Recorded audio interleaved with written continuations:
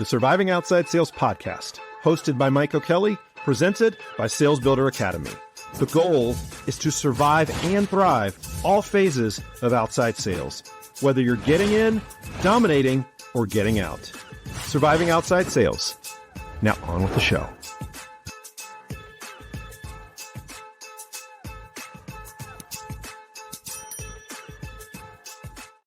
Welcome to the Surviving Outside Sales podcast. I'm your host, Mike O'Kelly. Hope everybody's having a great day out there. One of the things that you need that is very helpful, I won't say you need to, but it's very helpful, is understanding who are you taking your advice from? Who are you taking your advice? Who are you taking your sales advice? Where are you getting your information? Now, I'm going to say something that's extremely controversial, okay? But your immediate friend group, your immediate friend circle, your immediate colleagues, you should never listen to what they have to say. I know that sounds harsh. I know that sounds cruel. The reason being is, I can't remember, this just kind of seeped into my mind, but I can't remember who said this, but in a group of people that are on your level, most of the people in that group do not want you to succeed past that level. So anybody you've worked with, they really don't want you to progress much further than them, because in their mind, you met them. They're not your friends as far as it didn't happen organically. These are friendships you were forced into because you work at the same company. I have a lot of forced friends. I worked at the same company with them. It only is when you build that deeper relationship and that deeper understanding and that deeper bond, that is where you become friends, not just colleagues. But your colleagues, for the most part, they don't want to celebrate your wins, because a lot of times in a group, and I'm not talking about specific individuals, I'm talking about just large as a group, there are people in that group that believe that your success hinders them. And there's some jealousy and there's some FOMO. Well, why is so-and-so doing that? I don't think so-and-so is that great. How are they getting that? Oh, they just got lucky. There's a lot of naysayers. And a lot of times the naysayers will really come out when you tell them your plans. You know what? I've got plans. I want to do X, Y, and Z. They don't have any plans. So they want to pull you down. Or they want to tell you why it won't work. Oh, that's not going to work. You just need to stop dreaming about that. Trust me, I've had doubters my entire life. I can't tell you how many times I've had people tell me I couldn't do things. It started first in my baseball career. I was told by many people at St. Christopher's, the school I went to, you need to give up on your baseball dream. You're never going to play, and you're never going to play in the big leagues. You're never going to be a professional baseball player. You're probably not even going to play in college. Very few people, very few guys from St. Christopher's go on to play in college sports. That's true, but why is that the rule? That's not a rule. That's just what it happens to be. And maybe it's because all the previous kids that heard that message, they believed it. I just didn't. I don't care what people say. It's just my personality. I don't care what other people say. This is my life. All right. Now, if somebody is concerned and somebody says, hey, did you ever think about this?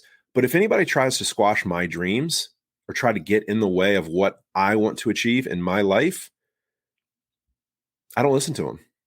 It has zero impact and zero effect. I don't have a chip on my shoulder. I just focus on my process. I've been process driven my entire life. It was only in the last couple of years that I really realized that. I never really looked back and thought to myself, how did I overcome that? There is a level of mental toughness that you have to have in order to push by the naysayers, but it happens all the time. So it started in my baseball career, and then it started when I was at Enterprise. Well, nobody's done X, Y, and Z at this branch. Okay. Watch me. And I did. And then the same thing happened. Well, I kept hearing, you can't do that. It's funny. I was actually telling my wife the other day when I got the management job in Lancaster, South Carolina Enterprise, I was told by the assistant manager at the time, who was from Lancaster. So both employees were from Lancaster. And back then, Lancaster, South Carolina was much smaller than it is today. It's starting to grow, but it just was kind of very set in its ways. Lancaster was Lancaster. And I remember going down there. I had to drive an hour and 15 minutes just to get to the branch. And it was a really long drive. I got a lot of windshield time. And that probably was the beginning of me being comfortable being in the car for long periods of time. Because most of the time, previous to that, for the first 2 years of my enterprise sales career, maybe less than 2 years. Yeah, less than 2 years. It was about a year and a quarter. I'd live within 10 minutes of each one of the branches that I worked at. So it's a very quick drive. And now all of a sudden I got an hour and 15-minute drive one way, 2.5 hours in the car. But when I remember getting down there, I can't remember this situation, but her name was Darren, and I won't say the last name, but her name was Darren. And I remember she said something to me. She goes, "Mike, that's not the way we do things around here." And I very politely, well, I don't know if it was politely, but I very firmly told her, it's the way that I'm going to be running this show. I don't care how things were done before. And I don't care if you think that these things can be done, but they will be done. And I think it was revolving around customer service, because this branch, the customer service score had never been above corporate average, ever. And in the 16 to 18 months I was there, I can't remember if it was 16 or 18, but it was like a year and a half I was there. We were above the corporate average for all but one of the months, the month I started. Because I was feeling out the branch. I had to redo the process. Every month after that, we were above the corporate average in the customer service score. They had never been above it. The entire existence of the branch, they'd never been above the corporate average. Not once. And it was just focusing on the process, not listening to and not giving into the negative talk. Same thing happened when I took over failing territories. You'll never be able to do X, Y, and Z. And it's funny, one of the positions that I took over, I remember walking up to the manager at a national sales meeting, the former manager. He had given up on the territory. He told corporate, just make it inside sales. Nobody's going to succeed here. And then the guy that hired me basically was like, watch us. We got a guy that's going to turn it around. And I remember talking to this manager at the national sales meeting, it was one of the meetings I got hired. And I asked him, you had Charlotte, what do you think it's going to take to hit? I can't remember the number, or what do you think this territory is going to do? And he said, you'd be lucky to hit X per month. I think it was something like, you'd be lucky to hit 200 prescriptions per month. You'd be lucky. And at one point, I was pushing 1,200. That is a huge, huge difference. That's 6x of what the ceiling was. But I did not allow him to negatively impact my process and my thought about how I was going to run my business. And you can't do that. You can't let outside influences dictate what you're going to do with your business and how you're going to build out your process. If you've got big ideas and you've got big dreams, go for it. The one way to make sure that nobody ever stifles your dreams is to surround yourself with positive influences. Allow your influence of your sphere of influence, not yours, but whoever's around you, people that are influencing you. Make sure that those people want to see you win. They want to see you succeed. They cheer you on. And in my experience, this is just my opinion, but this is my experience. A lot of the people in my network don't want me to succeed. Now, they're not sitting there every day waking up like, oh, I hope Mike fails. But it's amazing how people that were above me, former managers, were much happier than the people that I worked with. People that I worked with, the people that I was friends with, colleagues with, they reached out to me. Every single time I've shared successes, they've reached out. But the people that at the time I thought, we had a great relationship, nothing, crickets. The managers I had great relationships with definitely reached out. I still contact several of them today. Point being, look around your network. Even if you share with somebody who's on the same level as you, just realize whatever they say does not matter. If you have a will, there's a way. There's always a way to achieve the goals that you want. Several years ago, I felt like I was kind of in a rut. I felt like I wasn't growing, I wasn't expanding. And I realized that the influence that I was taking on were just colleagues, peers. So I decided to focus on some of the biggest and brightest. Grant Cardone, people that I look up to. One right now is Alex Hermosi and Ryan Paneda and Brad Lee. Now, I don't necessarily have to love everything that they say or the style in which they say it, but every single one of those guys is unapologetic about their success, and they are unapologetic on the fact that they go after what they want. And all four of those guys are completely different personalities. Alex Hermosi, if you're not following him, if you don't listen to his podcast called The Game, I highly recommend you do that after listening to Surviving Outside Sales. Alex Hermosi is brilliant. Like, he has a brilliant mind. He went to Vanderbilt, and he tells his story about how he got his start opening gyms. He's very fit. If you see him, he's massive. He's huge. Very muscular, got a big, thick beard, always wears a hat. But he is always talking about having huge goals and how to achieve them. Ryan Paneda, former professional baseball player, just like me.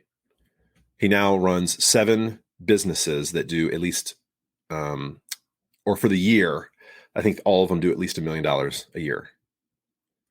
He built them from scratch. He started flipping couches on Craigslist. That's how he got to start. And he talks about everything that he has learned along the way. You've got Grant Cardone, who's got tons of books that he's written. He's got courses, et cetera. I mean, he's been around for 20 years. I don't agree with some of the tactics that he uses. I think a lot of the tactics are pressure, but not all of them are. But he has the right mindset. So what you start doing is you start taking little pieces from the people that you want to not necessarily emulate, but you want to always be striving for something much bigger than yourself. That is how you grow, not only as a person, but as a professional. That's how you grow. You want to push yourself harder than anybody outside of you is going to push you. That's the only way you're going to grow, and that's the only way you're going to achieve the levels of success that you know you're going to have. If I was going to listen to the outside world, obviously I would not be here. Because I remember when I floated the idea of doing a podcast, a lot of people said, well, it's too much time. You've never done it before. Okay. Almost 300 episodes in. I absolutely love it. I went in eyes wide open. I realized at the beginning podcasting was not going to make me money, but it was going to do a lot of other things. It was going to open doors. It was going to open opportunities. It's also helped me keep practicing talking about sales. I don't get the repetitions that I used to by making sales calls and being in sales meetings 24/7. So I have to artificially create that. That's what the podcasting has allowed me to do. And I've gone the untraditional route. I don't think I'd really want people to have to fight and struggle and scratch and claw as hard as I have in my career. But one of the reasons why you should listen to my podcast is because I am going to explain how not to do it. I wish I had somebody 15 years ago who would have put their arm around me and said, this is what you need to do, Mike. But it was a completely different marketplace back then than it is today. Completely different. Technology has opened up so many avenues to find influential people that you can follow. They give out tons of free advice. Shoot, on this podcast, I basically talk about everything in the business world or the business of sales world. That if you've listened to every episode, you've probably heard all of the process, systems, frameworks, theories, steps in order to be successful. That's a lot of hours of listening, but point being, where are you searching for your influence? I know it's very comfortable to hang out in the same circles of people that are very similar to you, but that's not going to elevate your levels. And that's what you need to do. And that's one of the things that I wish I would have learned earlier. When I was at Enterprise, I was hanging out with other branch managers. I should have been hanging out with area managers. I should have been asking them questions. Hey, can I take you to lunch? How do I get to the next level? I wasn't doing that. I was working in my business very hard, and I should have been working on my business. I know that now.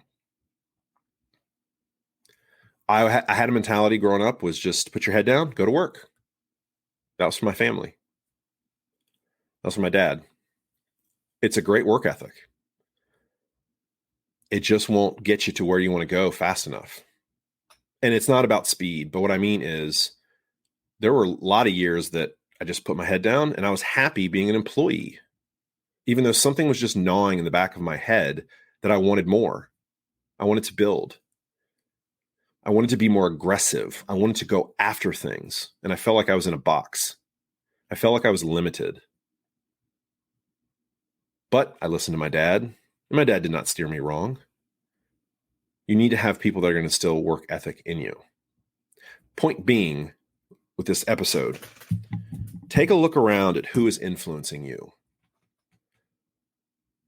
And if they are not at the level that you want to be, you need to find new influencers. Stop spending time in the wrong places. Just like you have an ideal customer profile for people you're going to buy and you're going to sell, you need to have an ideal influential profile, an IIP. Who is influencing your day-to-day thought process, your mindset, your habits, your process, your philosophies? Who's influencing that? That is what you need to be focusing on first. Stop worrying about anyone else. Don't worry about somebody else just got a job here or somebody else just got promoted. That doesn't amount to anything in your world. Be happy for them and focus on you. That is the best advice that I could give anybody in the sales world. Be happy for everybody else. Focus on you. Now, that doesn't mean you don't help other people. It just means you have to focus on what you're trying to go after and you're trying to achieve. Life is a marathon. It's not a sprint. So if you see people right out of the gates and they're just sprinting extremely fast, it's okay. You got 26.2 miles. It's all right that they're 100 yards ahead. That's okay. Don't worry about it. Don't worry about it. It's a very, very long race. Shoot, right now, I'm 44 years old. I still have 20, possibly 25 years of working still. Because let's be honest, folks, in 20 some years, 65 is not going to be the retirement age. It's going to be much longer. Now, I told you my goals are to retire much earlier than that, but I'll still be working. My point being, I still have a lot of time left in this race. I've been doing this for 20 years. I still have a lot of time left. So the people that are influencing me are where I want to go. 10-figure businesses, 9-figure businesses. I don't know, 10-figure. Shoot, Alex Hermosi says he wants to be a billionaire. He wants to have a portfolio worth of $1 billion. And you know what's funny? I was listening to one of his podcasts, and we'll wrap up after this, just to let you know. I was listening to one of his podcasts, and he was talking about how he wants to build a $1 billion portfolio. And so he was talking about how, I guess, his portfolio is around 95 million right now. And so you think to yourself, well, that's not even close. But he started talking about incremental growth. And he goes, in the next 10 to 15 years, we'll be at $1 billion. It'll take 10 to 15 years to hit his goal because his goal is so lofty. That's okay. Once he broke it down, it made total sense with numbers and figures and facts. And I was like, oh, that makes sense. Yeah, in 15 years, you're gonna have $1 billion portfolio. Yeah, absolutely. But when you first hear it, 95, if somebody just was a naysayer, if somebody was a negative person, they would laugh and they'd be like, well, you need $905 more million to become a billionaire. And he's like, yeah, I have a plan for that. That is the type of influence that I have in my life. So everybody that I am close to in the sales world, all of them have the same thing in common. They are building something bigger than themselves. They are either founders of their own companies, they're founders of their own brands. They have multiple side hustles. I mean, I hate that term, but I think you know what it means. But they have multiple side hustles. They have multiple streams of income. They are aggressive. They go after it. They don't apologize for anything. This is men and women. This is not just a male thing. I have girls, no, not girls, women. I have women, they're adults, women that are super aggressive. And they just put it out there. This is what I want. This is what I'm going after. And this is how I'm going to achieve it. And I respect the hell out of them for that. And I support them. Those are the people that I hang out with. Those are the people that have my influence. And if anybody is not supporting what I have to do, that's okay. I understand. The point of this is talking about your influence, your sphere of who you allow to influence you. There's a saying, and I know I'm going to butcher it, but show me your 5 closest friends, and I'll show you your future. You need to elevate your circles. Elevate your circles. You're going to elevate your business. If you would like to elevate your business, I have a program for you. It's called Sales Builder Blueprint. It's processes, systems, frameworks. It is business competence, okay? It is business competence. So if you're listening right now and you're new to sales, your new product, new territory, your company is going to do a fantastic job of teaching you features and benefits. Features and benefits alone are not going to get you to where you need to go. The sales process is way too complex. You need to understand how the business side of it works. So if you've never had business training before, Sales Builder Blueprint is perfect. Also, if you're working for a company and they haven't given you any of the trainings that talk about the business side of it, if it's just make a bunch of calls, create a target list, go out and make calls and talk features and benefits, then Sales Builder Blueprint is for you. If you want to know more about Sales Builder Blueprint, go to mikeokelly.com/salesbuilderblueprint and check it out today. Or you can reach out to me, Mike at Surviving Outside Sales. Either way, you can DM me on LinkedIn, but go check it out today if you are interested in elevating your sales game. Thank you so much. I really do appreciate it. I hope everybody has a fantastic, fantastic rest of the week. And we'll see you next week on Surviving Outside Sales. Bye-bye.